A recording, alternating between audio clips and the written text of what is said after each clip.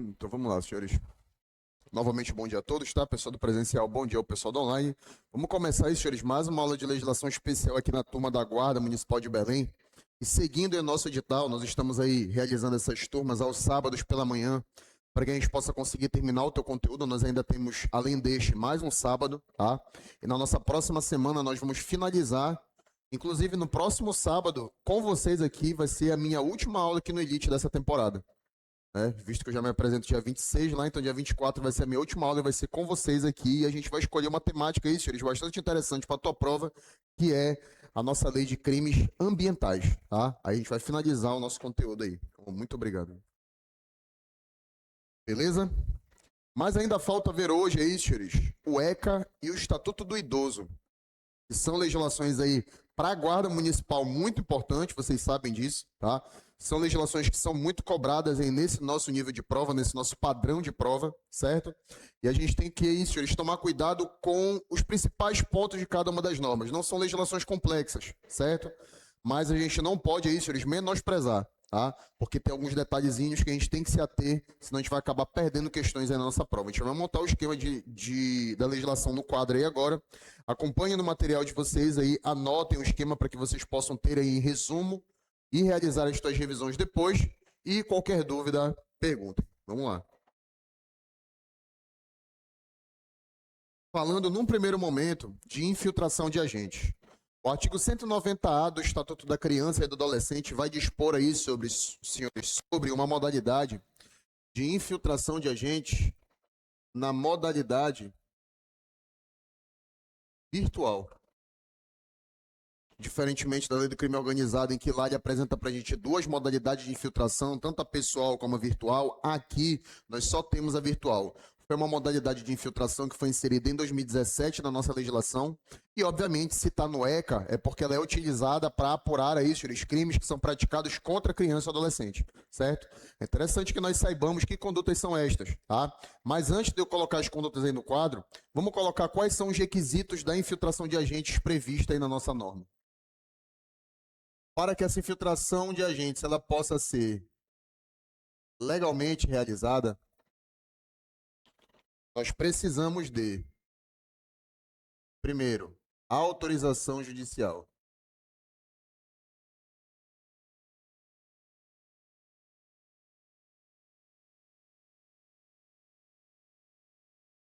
Certo? Se é autorização judicial, é interessante que os senhores saibam que o juiz, quando ele vai decretar infiltração de agentes, ele só pode decretar mediante provocação. Ou a requerimento do MP ou por representação do delegado. Ou seja, ele não pode decretar de ofício, tá? Além disso, a prova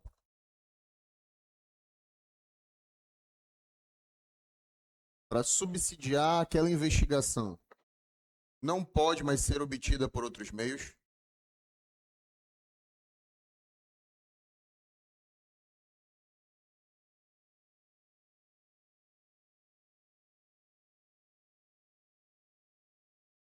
Certo? E agora sim, nós precisamos de indícios de autoria e participação em um dos crimes que nós vamos anotar no quadro aqui agora. São 6. Na verdade, um pouco mais, né? Porque o primeiro aqui, senhores, é do 240 até 241D. D. Todos estes previstos no ECA. Aí depois nós temos 158A,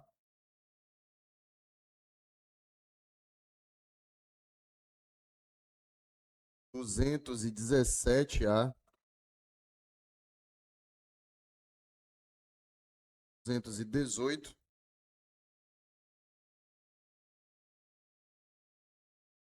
200 18A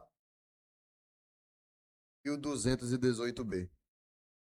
Paranhos, que crimes são estes?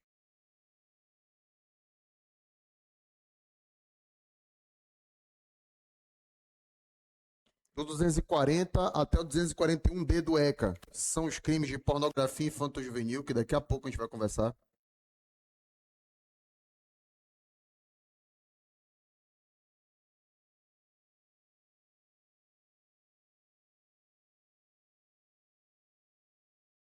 Certo? 158A é invasão de dispositivo informático.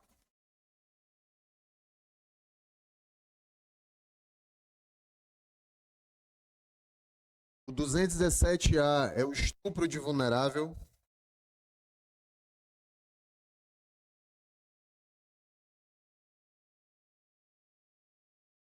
O 218 é a corrupção de menores.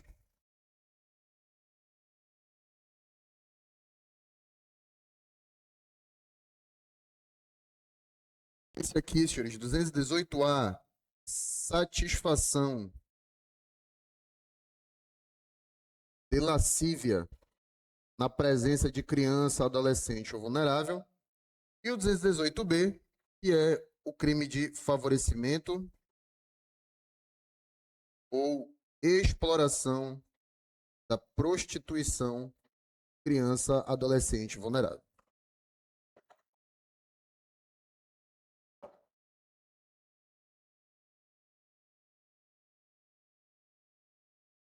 Então, estes são os... Ah, lembrando que estes primeiros aqui, previstos no ECA, e todos os outros no Código Penal.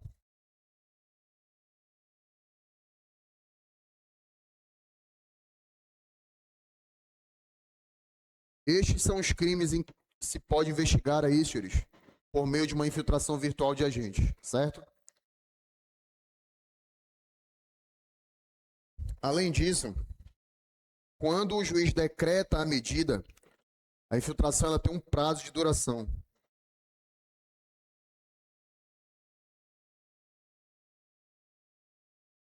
E no ECA, o prazo da infiltração virtual é de até 90 dias, podendo ser prorrogado por iguais períodos, desde que isso não extrapole limite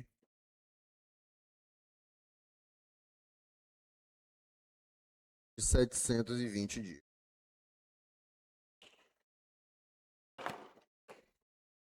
Então essa parte aqui, ela é igual lá no crime organizado. Agora, a duração, o prazo não. Né? O prazo da lei do crime organizado é 180 dias, são 6 meses ou até 6 meses. Aqui é até 90 dias. Então a gente tem essa diferença aí. Beleza? Seguindo.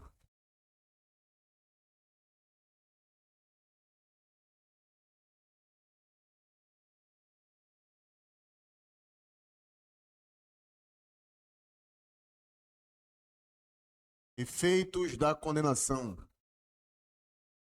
Diga.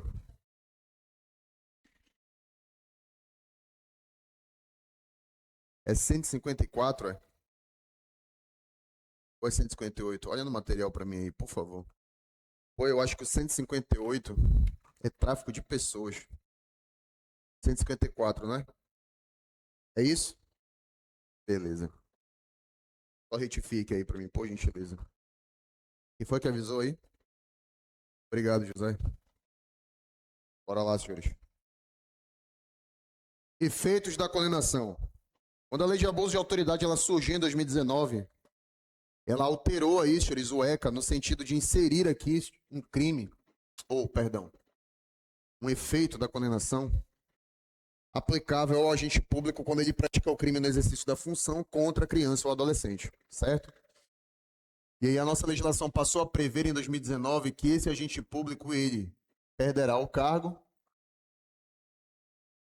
emprego, função, mandato letivo, sendo este efeito condicionado à ocorrência de reincidência. Ou seja, da mesma forma que a perda do cargo lá na lei de abuso de autoridade, eles basicamente fizeram um Ctrl+C, Ctrl+V para cá, para o nosso Estatuto da Criança e Adolescente, certo? Ficamos com o mesmo regramento, inclusive com a perda do cargo no ECA também não sendo um efeito automático. Lembrando que a perda do cargo só é automática na lei de tortura, na lei de organização criminosa que nós já estudamos. Beleza?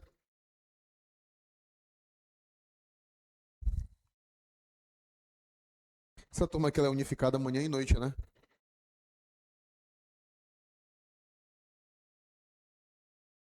Ah, a guarda só tem de noite, verdade. Guarda de manhã é Marituba. Eu tinha esquecido. Então, aula de tortura e organização criminosa nós vimos junto com o pessoal da SEAP, não foi isso? Perfeito, né? Então lá eu te apresentei o efeito perda do cargo e lá tem a inabilitação em ambas as legislações como efeito de natureza automática. Na lei de abuso de autoridade e em contrapartida no ECA, né, visto que foi a própria lei de abuso de autoridade que operou essa autorização, não são considerados efeitos automáticos. Então o juiz, para que o agente público perca o cargo, ele deve fundamentar a aplicação de efeito na sentença. Certo? Vamos lá.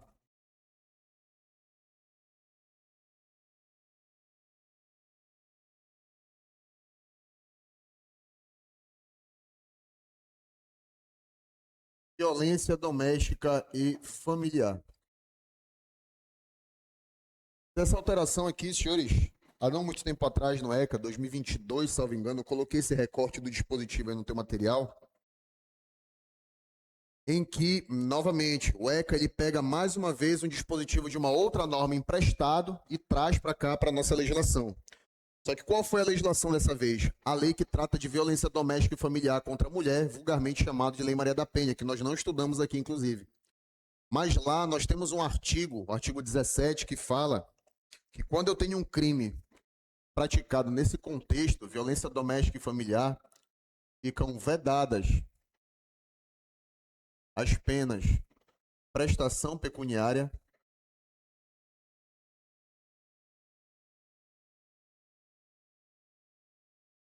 ficam vedadas as penas de pagamentos de cestas básicas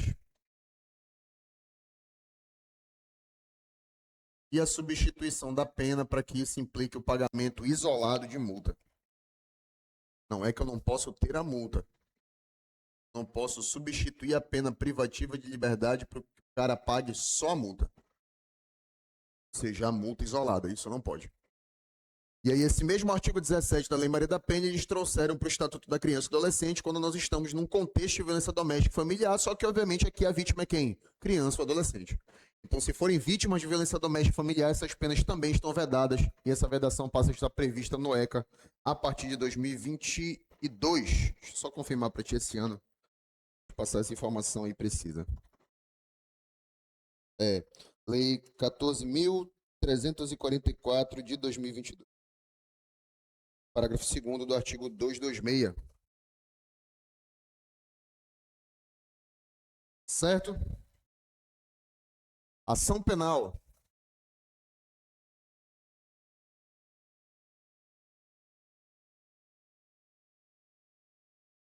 Os crimes previstos no ECA são processados e julgados por meio de uma ação penal pública e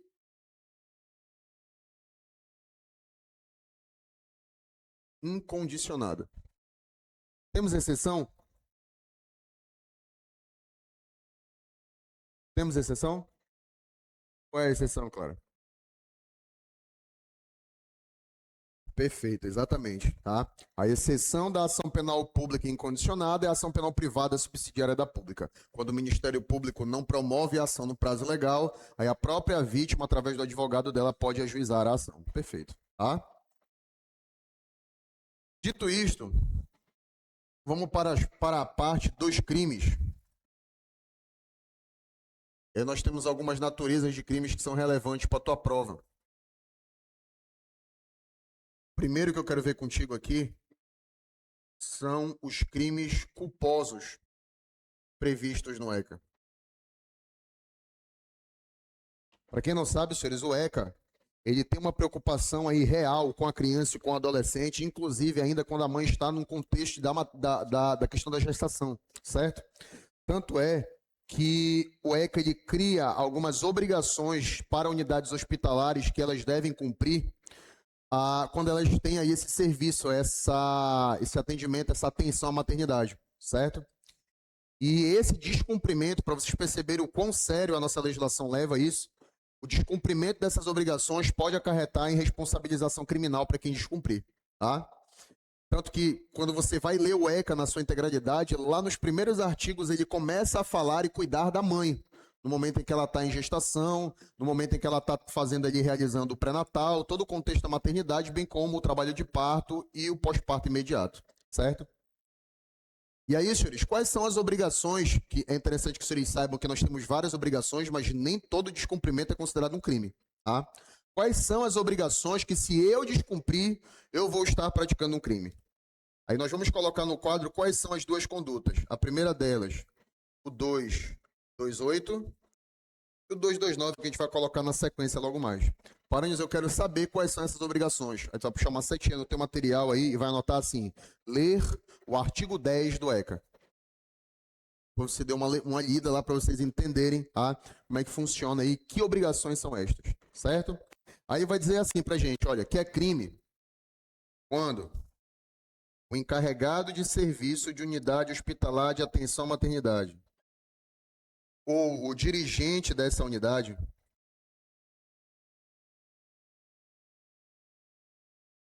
ele deixa manter registros dos partos que aconteceram naquela localidade, naquela unidade, perdão, certo? E quando tu for ler lá o artigo 10, tu vai perceber que a obrigação de manter esses registros por parte dessas unidades é por até 18 anos. É o tempo que ele tem que manter registros dos trabalhos de parto que aconteceram lá. E além disso, é dever também dessas pessoas entregar, por ocasião da alta médica, à parturiente ou ao responsável, a declaração de nascimento, informando todas as intercorrências do parto, certo? E quando essas duas pessoas descumprem uma dessas duas obrigações, ou até mesmo as duas, eles podem responder criminalmente no Brasil, tá? Paramos, qual é o outro crime? O outro é o 229. São os dois primeiros crimes do ECA, tá, senhores?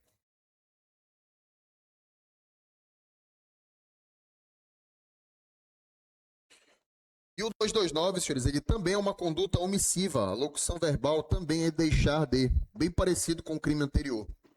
Só que agora nós vamos mudar os personagens, nós vamos tirar o encarregado, vamos manter o dirigente e vamos acrescentar o médico e o enfermeiro.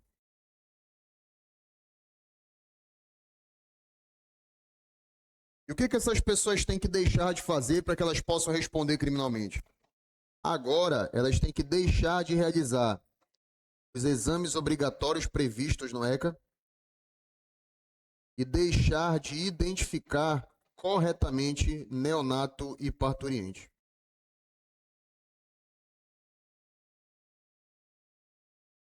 Os exames, o nosso ECA ele traz aí um pequeno rol aí de quais são esses exames obrigatórios que devem ser procedidos, tá? Exames que vão verificar falhas congênitas, doenças genéticas, imunodeficiências, enfim, tá? Tem uma lista lá, senhores, de doenças que serão verificadas ali logo por ocasião do nascimento, tá? Do parto. E aí, obviamente, se essas pessoas não procederem a esses exames, tanto o médico como o enfermeiro, até mesmo o dirigente, podem responder criminalmente por essa conduta, tá? E identificar corretamente neonato e parturiente é você saber a mãe de cada um dos filhos que está dentro daquele hospital e todos eles estarem identificados de maneira correta. certo? Saber que esse é mãe desse, esse é mãe daquela, essa é mãe daquela, essa é mãe daquela, todo mundo identificado de maneira correta. Justamente para que a gente não venha aí ter troca de bebês, principalmente dentro ali daquela unidade, tá? E aí, quando eles deixam de realizar essa identificação, eles também podem responder criminalmente, certo? Paranhos, o que, que isso tem a ver com crime culposo que eu não entendi até agora? Vamos lá. É assim, olha. Esses crimes, eles são punidos tanto na modalidade dolosa, por exemplo, o cara não fez porque ele não quis, como também podem ser punidos na modalidade culposa, por imperícia, por exemplo. Né? O cara não fez porque ele esqueceu. Tranquilos? E aí, quando nós estamos diante do dolo, a pena é detenção de 6 meses a 2 anos. Quando é por culpa, a pena é detenção de 2 a 6 meses ou multa. Então aqui nós temos uma alternatividade com a multa. Não é tão comum de ver, certo? Mas vez ou outra aparece, tá? Então aqui ou ele vai para cadeia, ou ele pode pagar só a multa e resolver o problema dele com a justiça a partir de então. Tá? Aí antes que alguém me pergunte, Paranhos, tu acabou de me falar que eu não posso fazer isso.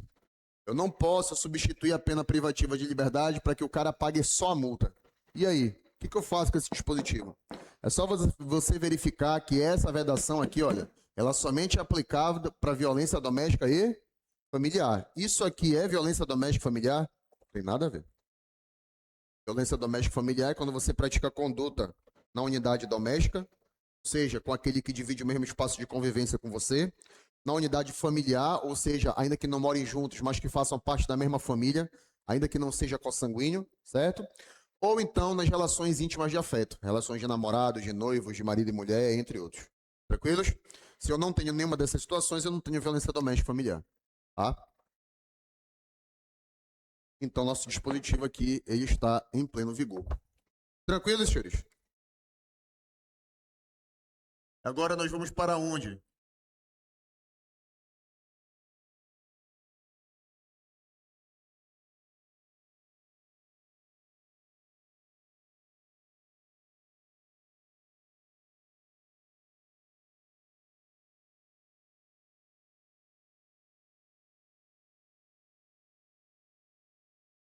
Pornografia infanto-juvenil. É a outra natureza de crimes que nós vamos estudar agora, talvez um dos mais importantes que a gente vai ver aí na nossa aula de hoje.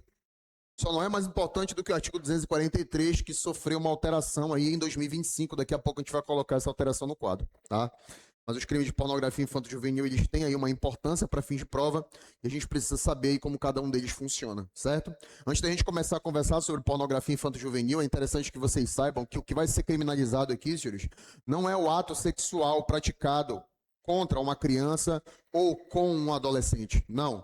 O que vai ser criminalizado aqui é a produção, a comercialização, a disponibilização e o armazenamento de conteúdo pedófilo pornográfico, certo? E não o ato sexual em si. Parente quer dizer que o ato sexual, então, não é crime? Não, não estou te dizendo isso. Estou te dizendo que não é pornografia infanto-juvenil, tá? Por exemplo, se você pratica um ato sexual contra uma criança, uma pessoa que tem aí até 12 anos incompletos, lembrando que o conceito de criança, ele não se confunde com a idade respectiva para o estupro de vulnerável, certo? Então, por exemplo, quem é que o ECA fala para gente que é criança? Pessoa que tem até 12 anos incompletos. Ou seja, 11 anos, 11 meses. Entenderam, né? Perfeito. E aí, a partir de 12 anos completos até 18 incompletos, nós temos o adolescente, certo? Só que se você pratica um crime, um ato sexual contra uma pessoa de até 14 anos, ou seja, todas as crianças e uma parte dos adolescentes, aí a gente pratica a conduta chamada de estupro de vulnerável. Então, só para vocês não confundirem essa idade, estupro de vulnerável é até 12, é só contra a criança. Não, não é só contra a criança. É até 12, tá? Mas pode chegar até os 14 anos. Então, ainda tem uma parte do adolescente ali que vai estar abarcado também, certo? Então, idade de criança até 12, estupro de vulnerável até 14, também cuidado com esse detalhe, tá?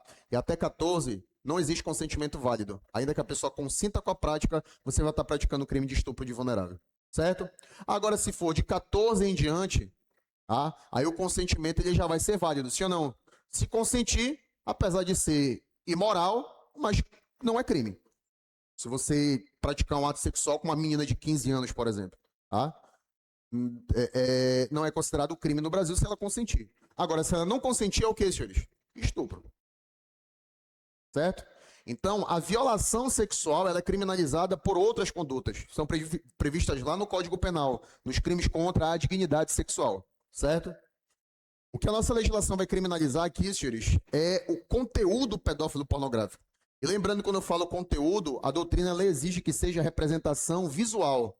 Certo? O que seria representação visual? Seriam fotos, seriam vídeos, filmes, certo? Que envolva esse tipo de conteúdo, tá? E aí, pessoal, o primeiro crime que inaugura aí a pornografia infanto-juvenil é o crime do artigo 240, que traz aí, senhores, uma pena de reclusão 4 a 8 anos, mais a multa, para a conduta do agente que produzir, reproduzir, dirigir, fotografar, filmar, registrar, por qualquer meio, cena de sexo explícito ou pornográfico envolvendo criança ou adolescente. Certo? Então, basicamente é isso, senhores. Nós estamos diante da gênese do conteúdo, da produção, da criação dele. Certo? No momento que a pessoa está produzindo conteúdo pedófilo pornográfico, nós podemos dizer que nós estamos diante aí do crime do artigo 240, tá? É o crime mais grave que nós temos aí, junto com a próxima conduta que nós vamos analisar, a maior pena, reclusão de 4 a 8 anos e multa, certo? Sendo que essa pena pode ficar ainda pior, a depender de quem pratique o crime. Porque no artigo 240, nós temos aí, senhores, algumas majorantes de pena. No patamar, 1/3, quando quem pratica a conduta praticou se prevalecendo da sua função pública, por exemplo. Ou então, da sua relação doméstica com a vítima. Ou então, da sua relação familiar, desde que não extrapole 3º grau. Certo? Então, se prevalecer da sua função pública é se utilizar das facilidades que a sua função lhe dá, por exemplo, para produzir um conteúdo pedófilo pornográfico. Se prevalecer da sua relação doméstica é se prevalecer do fato de vocês estarem dividindo o mesmo espaço de convivência, ainda que não morem permanentemente juntos, certo? A pessoa veio passar uma determinada temporada na tua casa, você recebeu ela a título de hospitalidade, por exemplo. Ainda assim, nós podemos ter a relação doméstica para majorar a pena em 1/3, tá? E a relação familiar, não precisa morar junto, basta que façam parte da mesma família, porém, nós temos a limitação do 3º grau. Então, somente parentes até o 3º grau. Certo? Por exemplo, os pais, que são teus parentes de 1º grau, estão abarcados, os avós, parentes de 2º grau, estão abarcados, os tios, parentes de 3º grau, estão abarcados, porém, quando nós chegamos nos filhos dos teus tios, que são os teus primos, eles já extrapolam esse limite, porque a partir deles, nós vamos ter o 4º grau em diante, certo? O primo é de parente de 4º grau e todos que seguem aí, tá? Já serão aí parentes de 5º, 6º e assim sucessivamente, certo? Então, senhores, a limitação é o 3º grau. Eu posso ir até o tio. Se a gente for aí, né, na linha reta para os ascendentes, tá? Se a gente for na linha reta para os descendentes, aí nós temos os filhos, parentes de 1º grau, os netos, parentes de 2º, nós temos os parentes por afinidade, quando a pessoa casa, aí vai entrar o sogro, vai entrar o cunhado, certo? Então tem várias situações aí que a gente poderia considerar como questionamentos de prova, tá? Então, por exemplo, vai que ele coloca que o cunhado de uma adolescente estava realizando ali filmagens, conteúdo pedófilo pornográfico dela. Pô, como é que o cara vai saber? Ele vai ter que conferir. Ele vai ter que saber que você não conta grau para o seu cônjuge, certo? Teu cônjuge não é teu parente de 1º grau, tá? Ele vai contar o mesmo grau que você, certo? Então, quando você for contar os parentes dele, eles vão entrar nessa contagem de que forma? Assim, olha, os teus sogros, bem como os teus pais, são teus parentes de 1º grau. Não conta grau para tua esposa, então eles são teus parentes de 1º grau, certo? Dos teus sogros, nós temos também os cunhados, irmão da tua mulher ou do teu marido, por exemplo. Eles já vão ser teu parente de 2º grau. Aí, opa, parente de 2º grau tá dentro lá, eu posso majorar a pena. Certo? Então, são alguns detalhes que a gente precisa lembrar, às vezes, numa questão um pouquinho mais complexa, se ele quiser ficar brincando aí, tá? com essas informações. O que não é tão comum de acontecer no nosso nível de prova. No nosso nível de prova é mais comum ele pegar aquele terceiro grau e mudar, colocar segundo, colocar quinto. Entendeu? Ficar alterando essas informações. Beleza? Vamos lá. Artigo 241. Vai trazer a mesma pena do crime anterior, reclusão 4 a 8 anos mais a multa para a conduta do agente que vender ou expor a venda.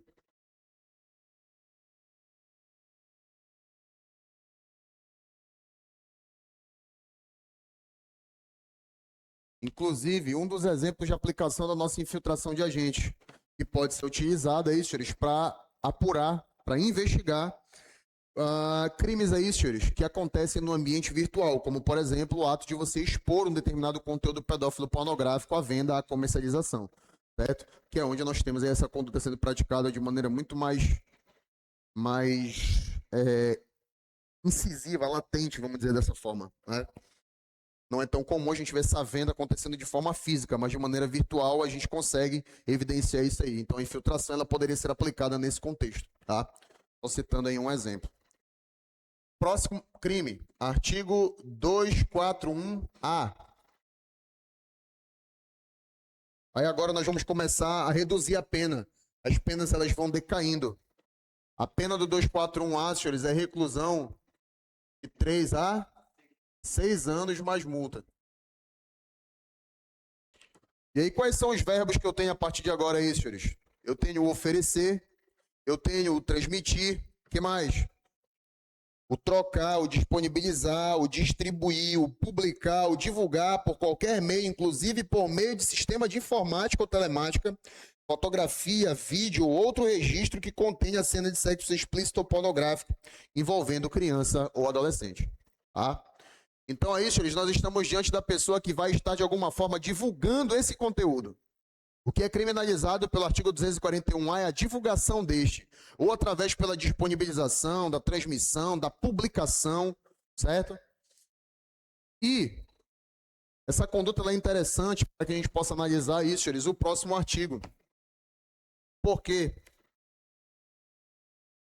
O artigo 241-B, ele vai trazer aí, senhores, um crime com pena de reclusão de 1 a 4 anos, mais multa, para quem adquirir, possuir ou armazenar. E o possuir e o armazenar são os verbos mais importantes que nós temos no artigo 241. Aí ele vai te contar uma história, certo? Como, por exemplo, tem uma questão aí da Polícia Rodoviária Federal. Vou falar para vocês essa questão, porque a gente não traz aqui na turma de vocês, é questão de certo e errado, né? Do Sebrasp. Não é nosso padrão de prova, tá? Mas ele conta a história de duas pessoas lá naquela questão, que eram Valdo e Lucas, certo? E aí Lucas tinha enviado um conteúdo pedófilo pornográfico para Valdo, e Valdo tinha recebido aquele conteúdo, certo? E quando a gente analisava a questão até esse momento, o que a gente notava? Que de plano, o Lucas tinha praticado uma conduta criminosa por ter aí transmitido um conteúdo pedófilo pornográfico, 241-A, pena de reclusão de 3 a 6 anos. Era o crime dele. Porém, quando a gente analisar a conduta do Valdo, o Valdo, pelo mero ato de ter recebido aquilo, o receber por si só não é considerado crime. Certo? Até porque ele pode ter recebido, mas ele nem sabia da existência do Lucas. Muito comum de acontecer, sim ou não? Pessoas que realizam disparo de mensagem, envios de vídeos pornográficos em aplicativos de mensagem, como WhatsApp, por exemplo, grupos, enfim. Né? E a gente não consegue controlar tudo aquilo que a gente recebe, que chega no nosso aparelho celular, no nosso e-mail, enfim. Certo? Então, o mero ato de você receber, por si só, ele não é criminalizado. Porém, se a nossa questão deixasse claro que Valdo recebeu, porque no momento anterior ele tinha adquirido, aí ele poderia responder criminalmente por essa conduta. Não pelo receber, mas sim porque ele adquiriu anteriormente. E o adquirir é um verbo que está previsto aí, tá? No artigo 241-B, certo? Só que a questão não falava sobre isso. Ela falava assim, que após ele ter recebido, ele assistiu o vídeo, tomou ciência do conteúdo e arquivou digitalmente no seu HD. Aí, nesse momento que ele arquiva, que ele armazena, aí ele vem para o artigo 241B com pena de reclusão de 1 a 4 anos e multa. Certo? E esse crime ele é bastante importante, por quê? Porque nós podemos aí, senhores, ter a aplicação de uma minorante de pena. Olha só, minorante. Não é tão comum de aparecer isso em questões, certo? Na legislação como um todo, tá? Mas é só vocês realizarem uma interpretação. Se majorante são causas de aumento de pena, as minorantes são causas de diminuição, certo? E a nossa legislação fala que eu posso diminuir a pena do crime de armazenar ou possuir conteúdo pedófilo pornográfico de 1 até 2/3, que inclusive é a mesma redução da tentativa, se o material apreendido for de pequena quantidade.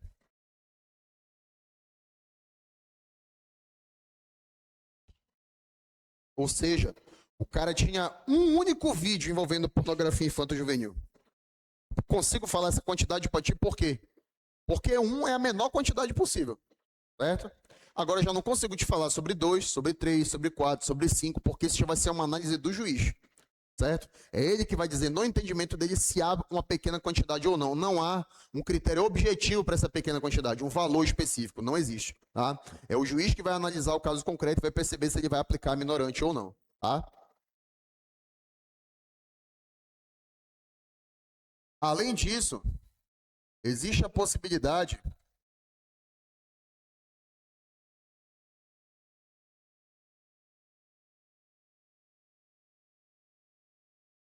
de eu excluir a ilicitude do crime de armazenar conteúdo pedófilo pornográfico, desde que a intenção do armazenamento seja comunicar às autoridades.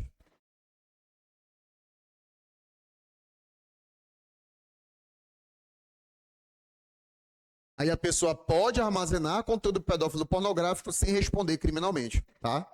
Só que não é todo mundo que pode, sob essa justificativa, armazenar conteúdo pedófilo pornográfico e não dá nada. Somente 3 pessoas podem. Quem são? Os agentes públicos no exercício da função, entidades que, dentre as suas atribuições, nós tenhamos aí o recebimento ou processamento de denúncias dessa natureza, exemplo, conselho tutelar, certo? E os provedores de acesso, provedores de internet. E tem uma responsabilidade, inclusive, um pouco maior a partir desse ano de 2025, por conta da alteração do Marco Civil da Internet. E eu achava que, juntamente com a nossa Constituição, deveria ser uma legislação que deveria ser ministrada no ensino médio, principalmente nos dias atuais. É uma legislação fundamental para que a gente possa saber o que a gente pode e, principalmente, o que a gente não pode fazer na internet. Certo? Interessante aí, se vocês estiverem ávidos a ler alguma coisa, seria uma leitura interessante para se fazer aí fora do teu estudo aqui. Certo? Marco Civil da Internet é uma lei muito importante. Tá? A graduação a gente estuda em direito digital, inclusive na época eu fiz um trabalho, mas foi antes da alteração, sobre o Marco Civil da Internet para direito digital. Eu não sei porque eu estava matriculado nessa matéria, eu não lembro se ela era obrigatória ou se era optativa. Fugiu aqui agora. Mas é uma temática interessante.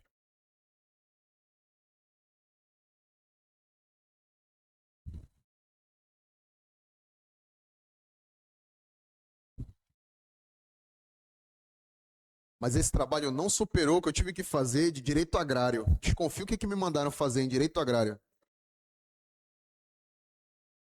Trabalho sobre plantação de plantas psicotrópicas. Já pensou um polícia escrevendo sobre isso? Esse aí, pra mim, acho que foi o auge da minha graduação, foi esse aí, mano. Mas vamos lá. 241C.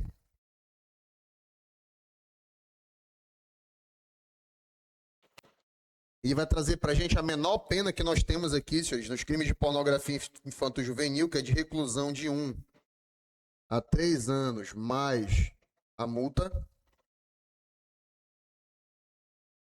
para o ato do agente simular a participação de criança ou adolescente em cenários sexuais, certo? O artigo 241C ele é bastante interessante, por quê? Porque ele criminaliza aí pra gente, senhores, olha lá, simular a participação, pessoal que está acompanhando aí, página 4, lá no final da coluna 2, simular a participação de criança ou adolescente em cena de sexo explícito ou pornográfico por meio de adulteração, montagem, modificação de foto, fotografia ou qualquer outra forma de representação visual. E hoje em dia, senhores, nós temos isso aqui feito de uma maneira muito mais viabilizada e bem mais fácil por meio da inteligência artificial. Antigamente não, senhores. Antigamente, para o cara fazer isso aí, primeiro, ele tinha que ser muito fera, né? Ele tinha que ter um bom programa de edição de fotos para conseguir realizar aí, né, esse tipo de simulação, tá? E aí, senhores, hoje em dia talvez a gente tenha aí uma crescente de casos, como vocês já devem ter visto aí, vários casos, inclusive, tá? De vídeos criados por meio de inteligência artificial com conteúdo pornográfico, certo? Obviamente que se tem de conteúdo pornográfico, provavelmente também deva ter de conteúdo pedófilo pornográfico, tá? Com certeza aí, muitas IAs que tem disponibilizada pelo mercado não devem fazer o controle mais incisivo do que é produzido ali, tá? E pode ser que a gente ainda encontre aí, senhores, esse tipo de simulação da participação de criança e adolescente, já de forma bem atualizada, seguindo aí nosso avanço tecnológico como a inteligência artificial, certo? E somente pelo ato de você simular, você já pode responder criminalmente no Brasil. A violação sexual não precisa nem estar acontecendo para tu chegar lá e realizar uma foto, uma filmagem. Não, nem precisa. Até porque, como eu te expliquei lá no início, não é a violação sexual aqui que é criminalizada, é a produção do conteúdo pedófilo pornográfico. E produzir um conteúdo pode ser, inclusive, que na prática, no mundo dos fatos, ele sequer exista. Certo? Ele só existe digitalmente, algo montado, algo adulterado, forjado, uma montagem de fotos, por exemplo. Para vocês perceberem o alcance da nossa norma e a proteção que ela visou dar em relação a isso. Certo? E avançando para o nosso último crime, artigo 241D.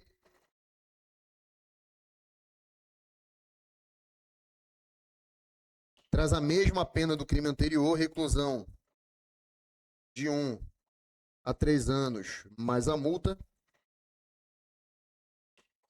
para os crimes de assediar, aliciar, induzir ou constranger. Não é isso? Quem, senhores?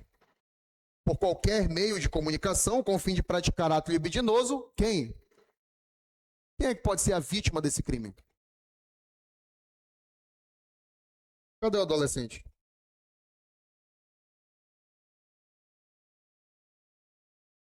Pois é. O artigo 241D, ele só protege a criança. Ele não abarca o adolescente. Isso aí é um prato cheio para tua prova. Tu sabes por quê, né?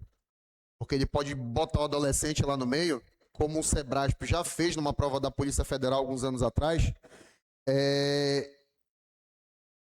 e deixar o cara perder a questão por desatenção. Tranquilos? Então tomem cuidado com esse detalhe aí. No artigo 241D, diferentemente de todos os outros que nós analisamos até aqui, ele protege só a criança.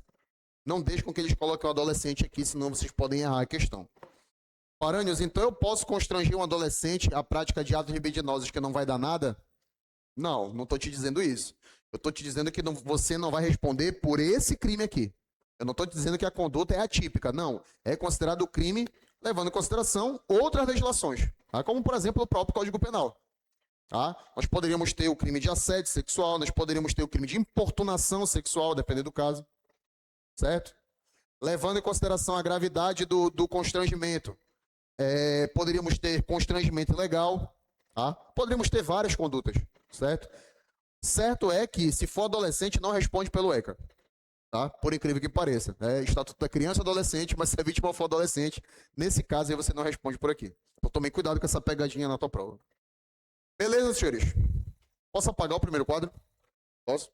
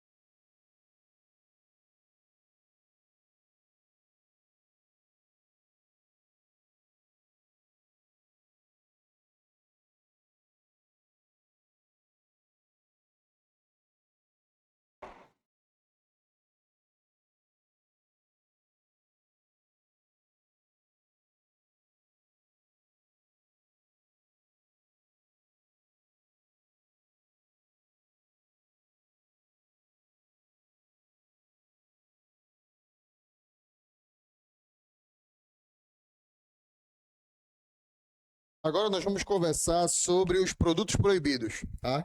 O que seriam esses produtos proibidos? É o que você não pode entregar na mão de uma criança ou adolescente sob pena, inclusive, de responder criminalmente por essa conduta, tá? Esses produtos proibidos, eles são listados aí pelo ECA, e a nossa legislação fala que você não pode vender ou oferecer ou entregar na mão de uma criança ou adolescente, a qualquer título que seja, armas, munições e explosivos,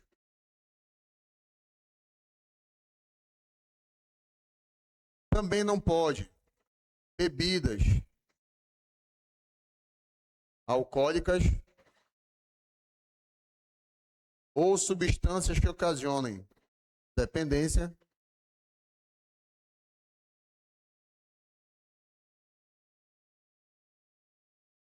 também não pode fogos de artifício ou estampido,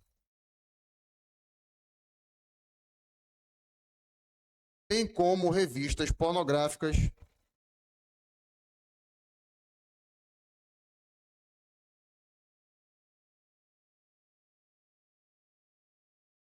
e bilhetes lotéricos.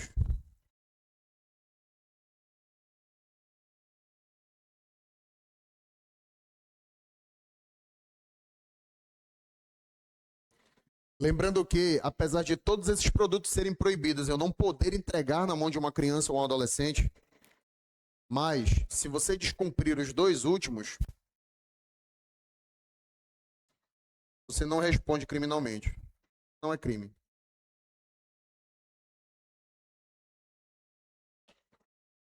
Pode entregar? Não pode. Mas se você fizer, você não responde criminalmente. No máximo, uma infração administrativa. Pode pegar uma multa, mas nada além disso. Ela não vai para cadeia, não vai ter toda aquela implicação, prisão em flagrante, enfim, certo? Agora, todos os outros acima, sim. Tá? Porém, como a nossa legislação, nosso ECA, ele é muito antigo, ele já passou por diversas modificações na sua aplicação, certo? E aí, para quem não sabe, o Estatuto do Desarmamento, que foi a nossa aula, nossa última aula de sábado, ela nasceu 13 anos depois do ECA, certo? E quando o Estatuto ele surgiu, senhores, em 2003, ele chamou para si toda a responsabilidade no que tange arma de fogo, acessório e munição no Brasil, certo? Tanto é que quando ele surgiu, ele operou o que a doutrina chama de derrogação tácita. Vocês não precisam saber a fundo o que é isso, mas só para vocês entenderem. Derrogação tácita é quando uma legislação posterior surge, certo? E ela esvazia um determinado dispositivo previsto numa lei anterior. O dispositivo ele perde a aplicação prática da forma como ele estava apresentado, somente pelo surgimento de uma nova norma. Tá? Que foi o que aconteceu com o artigo 242, que fala sobre armas, munições e explosivos, certo? Então, se hoje, 2026, você entregar um explosivo, uma munição e uma arma, desde que ela seja de fogo, na mão de uma criança ou um adolescente, você responde pelo artigo 16, parágrafo 1º, inciso 5º, da 10.826 de 2003. Que é o nosso Estatuto do Desarmamento. Não. O Estatuto do Desarmamento tem que ser arma de fogo. Se for arma branca, foi a única coisa que ficou no ECA. Porque aqui ele fala arma. No ECA ele fala arma. Ou seja, é mais amplo. Abarca tanto a de fogo como a branca. Só que como a de fogo foi para o Estatuto do Desarmamento, aí aqui ficou só a branca. Então, se você entra e tem que, quando eu falo arma branca, é arma de fato, senhores. Tem que ser uma arma própria. Não é uma faca de cozinha que tu entrega na mão de uma criança. Porque uma faca de cozinha pode ser utilizada como arma? Pode ou não pode? Mas não foi criado para isso. Então, ele é considerado uma arma branca imprópria. Essa não está abarcada pelo nosso dispositivo. Tem que ser arma branca própria. Por exemplo, um punhal. Por exemplo, uma espada. Certo? Há instrumentos que foram criados para ser armas. Tá? O 243 se tornou fundamental em 2025 por conta de uma alteração, que é o crime que abarca bebidas alcoólicas e substâncias que ocasionam dependência. Tá? Lembrando que aqui nós também temos uma derrogação tácita, só que agora por outra norma. Qual é a norma, senhores? Se essa substância que ocasiona a dependência estiver prevista na portaria 344 da Anvisa,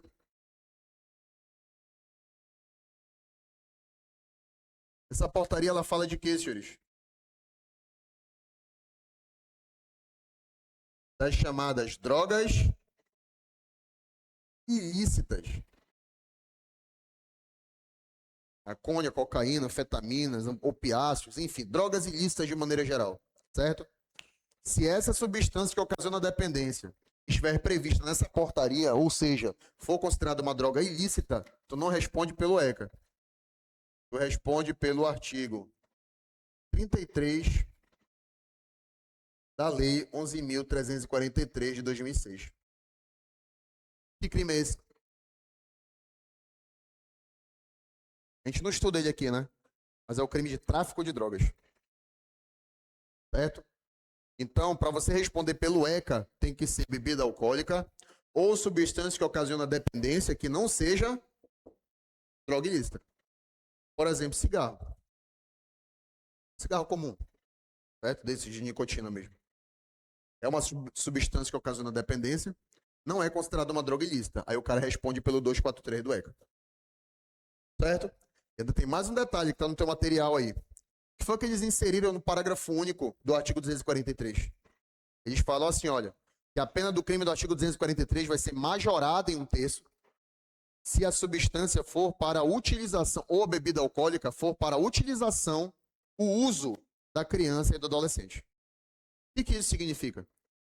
Que se você é dono de um mercadinho e vai lá um moleque de 10 anos de idade e te pedir uma carteira de cigarro e tu entregar para ele, e ele pegar essa carteira e levar para o pai, que foi o pai que pediu para ele utilizar, aí nesse caso o cara responde só pelo crime com a pena normal, que é o que aí? Reclusão de 2 a 4 anos, né? Detenção de 2 a 4 anos, né? Perfeito. Agora, se um moleque pede a carteira de cigarro para ele fumar, aí você responde pela pena do crime, detenção de 2 a 4 anos, só que majorada de 1/3. Certo? É 1/3, né? A majorante? Perfeito. 1/3 até a metade? Tá, 1/3 até a metade. Certo? Então isso, foi a atualização que nós tivemos no artigo 243, tá? Tomem cuidado porque 2025 está bem recente, pode cair na nossa próxima prova, tá? E fogo de artifício ou estampido só vai ser crime se a utilização o fogo de artifício ou estampido possuir um potencial ofensivo aí considerável, porque se o potencial ofensivo dele for reduzido, né, nesse caso não haveria responsabilização criminal. Não sei se vocês viram recentemente, agora criaram um novo aparato desse aqui, né, classificado como fogo de artifício, que é uma varinha mais ou menos desse tamanho assim, não deve ser maior do que isso, né? E aí você acende a ponta e ela fica jogando... Não, mas é um pouco mais forte do que isso. É quase como se fosse um silenciador. Tanto que sai uma bola vermelha, certo? Mas é uma faísca, tá? Só que um pouquinho mais forte, um pouquinho mais incandescente. Bem vermelha mesmo, né? Aí você acende a ponta e ele fica soltando assim. Tipo, cuspido, sabe? Aí tem um vídeo, inclusive, muito engraçado na internet de um pai que tava com a criança no colo, né? O bebê no colo, tinha, sei lá, uns 5 anos de idade. E aí ele acendeu e deu na mão do bebê. E aí o bebê ficava jogando nos outros, né, que estavam próximos, tipo Harry Potter, né, brincando com a varinha. Mano, muito engraçado, mano. Depois pesquise para vocês verem aí, né? Com certeza vai ser o próximo sucesso agora do São João de 2026. Pode esperar, né? E no São João nós também temos outros fogos de artifício, que é, por exemplo, aquele chuveirinho. O cara acende e fica rodando ali, certo? Também é considerado um fogo de artifício. Não tem potencialidade ofensiva, aquilo são só faíscas, né? Não queima, tá? Obviamente que tem um risco, mas é reduzido, tá? Não é a ausência de risco, porque a gente sabe que risco existe, né? O cara leva aquilo no olho, ele pode ficar cego, né? Não é a ausência de risco, é reduzido o risco. Se for reduzido, não é considerado crime. Mesma situação estalíneo, que é um fogo de estampido, certo? Tem um potencial ofensivo bastante reduzido, né? Se você entregar na mão de uma criança ou adolescente, zero bronca, tá? Agora, se você entrega uma caixa de rojão na mão de uma criança, aí é outra história, pô. O moleque soltar. É perigoso pra gente, imagina pra uma criança ou adolescente. Inclusive, eu fui quase vítima de rojão, pô. Tanto que foi o último ano que minha família soltou fogos, aí depois veio aquela lei, também já não podia mais, né? Mas antigamente a gente era costumeiro a gente ir para casa da nossa tia passar a virada do ano, que tinha a ceia e os fogos no final, né? Era de praxe. E aí, nesse fatídico dia, eu fui lá soltar os fogos. Ao invés do fogo sair para cima, ele saiu para baixo. Não sei se foi uma falha ali na produção dele. E quando ele veio, ele voltou no meu rosto, assim, olha. Aí na hora eu caí no chão e fiquei meio zonzo, porque foi uma pancada, como se tivesse jogado alguma coisa na minha cara, né? Meu rosto ficou meio vermelho aqui, queimou, obviamente, né? E com aquele cheiro de queimado do cabelo.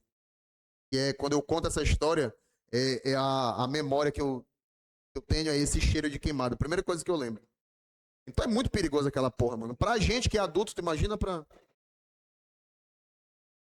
Tu imagina só, né? Podia ficar até cego, pô. Aí tu vai dar na mão de um adolescente aquele negócio pro cara soltar? Não pode, mano, é crime, pô. Entendeu? E tem uma razão de isso ser crime, né? Enfim. Vamos lá, senhores. Próximo. Pra gente fazer nossas questões. Corrupção menores.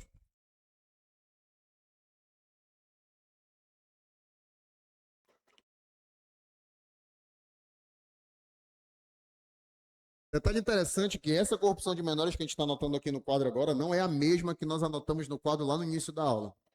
Apesar de terem o mesmo nome, mas são crimes diferentes. Na verdade, nós temos três corrupções de menores no direito brasileiro. Nós temos a corrupção de menores que nós anotamos lá no início da aula do Código Penal, nós temos a corrupção de menores do Código Penal Militar e nós temos a corrupção de menores do artigo 244B do ECA, certo? E qual é a diferença de todos eles que é interessante que tu saibas? Do Código Penal, principalmente, o Código Penal Militar não é interessante para a gente aqui, guarda municipal. No Código Penal, a corrupção de menores é classificado como um crime sexual. Você vai corromper ou facilitar a corrupção de um menor para que ele pratique um ato libidinoso, certo? Não tem nada a ver com isso aqui, olha.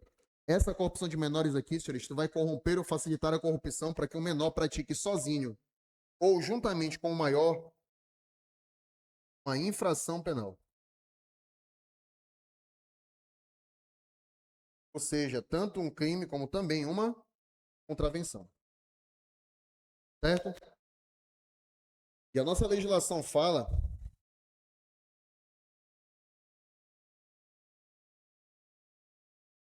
ou melhor, o STJ fala, através da súmula 500, o crime de corrupção de menores ele é classificado como um crime formal. Isso significa que eu não preciso comprovar a efetiva corrupção do menor no caso, porque ela é presumida, certo? Ou seja, independentemente do histórico criminal daquele menor, ele pode ter já diversas passagens pela polícia, diversas passagens por casas aí de apoio a menores infratores, tá? Não me importa se ele praticar um novo crime, no caso dele, ele não pratica crime, pratica ato infracional, mas só para vocês entenderem, tá? Se ele praticar um novo ato infracional, porque um maior o corrompeu, eu vou considerar a corrupção dele presumida novamente, e o maior vai responder novamente por corrupção de menores, certo? E esse maior praticar 10 crimes com esse menor, a depender dos crimes serem praticados em contextos fáticos diferentes, ele vai responder por 10 corrupções de menores diferentes, certo? Se ele praticar um crime com 20 menores, tipo um arrastão, ele vai responder por 20 corrupções de menores, porque cada menor é um bem jurídico tutelado diferente, certo? Então tomem cuidado com essa conduta aí, para a gente finalizar e fazer as questões. O artigo 244B fala que se essa infração penal e o maior está sugerindo que o menor pratique por um crime hediondo ou equiparado, a pena vai ser aumentada de um terço, certo? Uma majorante aí para a corrupção de menores que nós temos. Agora você vai pegar o seu material, vai fazer as 10 questões aí para a gente corrigir na sequência, beleza? Fico na guarda de vocês.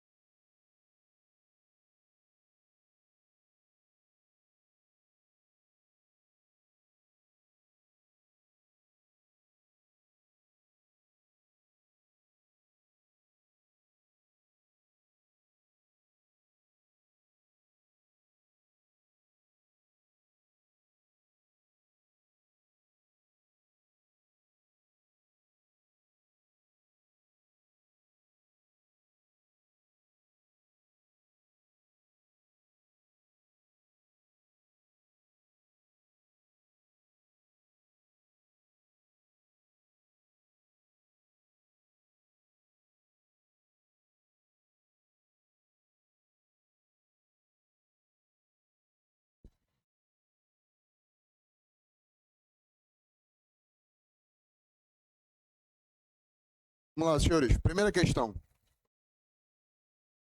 que ele fala pra gente aí? A posse de vídeo que contém cena de sexo explícito envolvendo adolescente é considerado uma conduta típica, um crime? E aí, senhores? O que vocês marcaram no gabarito? Previsto no ECA, no CP? Gabarito, letra? Bora? B? Estou com vergonha? A posse de vídeo tá onde? Onde é que tá esse verbo aí, senhores? Ele tá bem aqui, ó. No artigo 241B. Tá aqui o verbo. Tá no quadro, inclusive. Certo? Crime apenas se houver relação de parentesco entre o possuidor do vídeo e o adolescente que aparece na referida cena. Não precisa ter relação de parentesco para ter o crime, não. Mas precisa ter a relação de parentesco lá no 240, que é quando eu estou produzindo o conteúdo para majorar a pena. Certo? Então essa relação familiar ela é exigida só para majorante, não é para a existência do crime. E é só do 240, não abarca o 241B. Tá? João, utilizando seus conhecimentos em informática e visando ganho financeiro, vendeu, por intermédio da internet, vídeo que continha cena de sexo explícito envolvendo crianças e adolescentes. Tendo em vista a conduta hipotética narrada, bem como as disposições do Estatuto, João, caso seja condenado, estará sujeito à pena D. E aí, senhores? Reclusão de 4 a 8 anos. Tá? Verbo vender, né? Crime do artigo 241. Tá? 4. Em relação ao crime de simulação, a da participação de adolescente em cena de sexo explícito. O que vocês marcaram isso, no gabarito da quarta? A mera montagem de fotografia que simule a participação de adolescente em cena de sexo explícito em si já é suficiente para configurar a infração penal por parte de quem a produziu.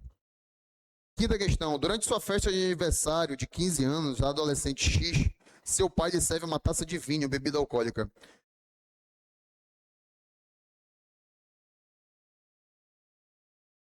Aí eu pulei a terceira questão? Não, pulei a terceira.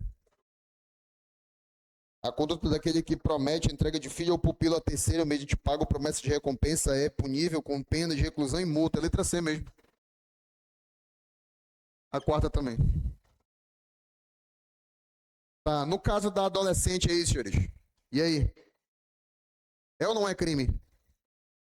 Tá, bebida alcoólica? É crime, tá?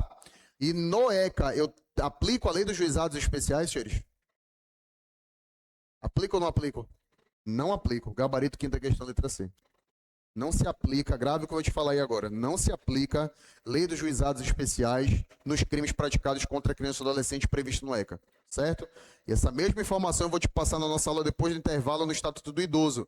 Não se aplica nos crimes praticados contra o idoso previsto no Estatuto a lei dos juizados especiais, certo? Sexta. Dos casos apresentados aí na sexta questão, qual deles é crime, senhores? Letra D de dado. Qual é o crime da letra D de dado? Esse aqui, olha. Opção de menores. Todos os outros não. Alguém marcou alguma diferente aí? Que queira comentar, ficou em dúvida? Letra E? A letra E é crime. Só que é tráfico de drogas. Não é crime previsto no ECA. Beleza? Sétima questão, senhores, gabarito.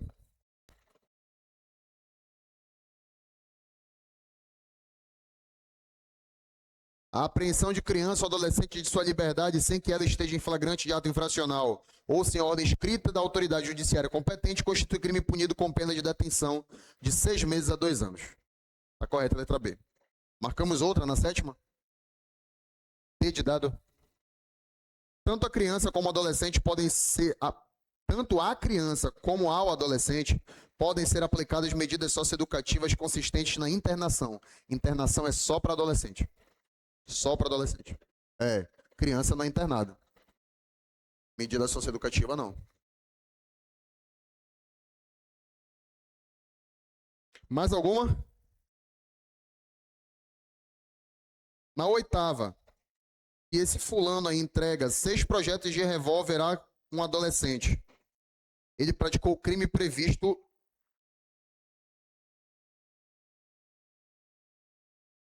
Olha lá, essa questão aqui ela é interessante. Ele vai contar a história de um maior de idade que entregou uma munição na mão de uma criança ou um adolescente. Ponto. Né? Eu te falei que se eu pratico essa conduta hoje, eu não respondo mais pelo ECA. Eu respondo pelo Estatuto do Desarmamento. Sim ou não? Perfeito. Só que olha lá o que ele fala no comando da questão.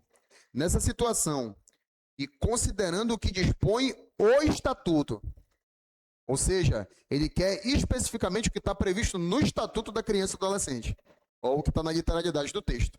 E apesar disso aqui não ser aplicado da forma como está previsto, mas ainda está previsto, ainda está escrito. E pela literalidade do texto, você responderia pelo ECA. Na prática, responde pelo Estatuto de Desarmamento. Tá? O nosso gabarito correto aí, senhores, na 8ª questão, letra I. Cometeu o crime previsto no ECA, apenado com reclusão. Você marcou o que aí? P de bola. Cometeu o crime previsto no ECA e terá sua pena aumentada porque forneceu a munição de forma gratuita. Não tem essa majorante de pena. Ela não existe. Certo? 9ª questão. Suponha que JA, adolescente que já praticou diversos atos infracionais, convide Pedro, maior de idade, primário, para juntos praticarem o crime de furto. A dupla combina que o adolescente ingressará no imóvel, efetuará a subtração, enquanto Pedro ficará dando cobertura e vigiando o local. Na oportunidade, ambos são surpreendidos com a chegada da polícia militar, que os detém e encaminha até a presença do delegado. A respeito das condutas praticadas por Pedro, que é o maior de idade, pode-se dizer que... E é isso, senhores. Pedro deverá ser preso em flagrante pelos crimes de furto à residência qualificado pelo concurso de agentes e pelo crime de corrupção de menores, pois este último independe da prova da efetiva corrupção do menor. Era o gabarito a ser marcado aí na 9ª questão, letra D de dado. Alguém marcou outra na 9ª?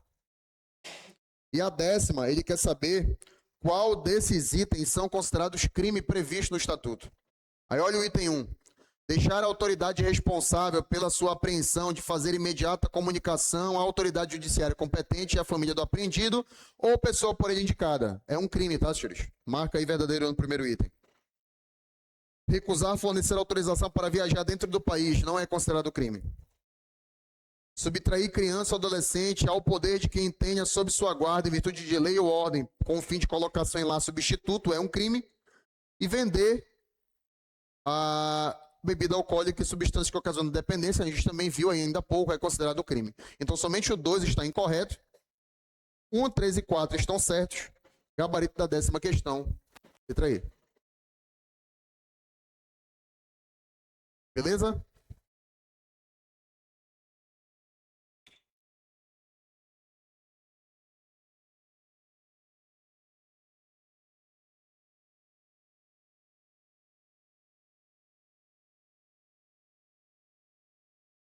E é isto. Nós vamos para o nosso intervalo agora, tá?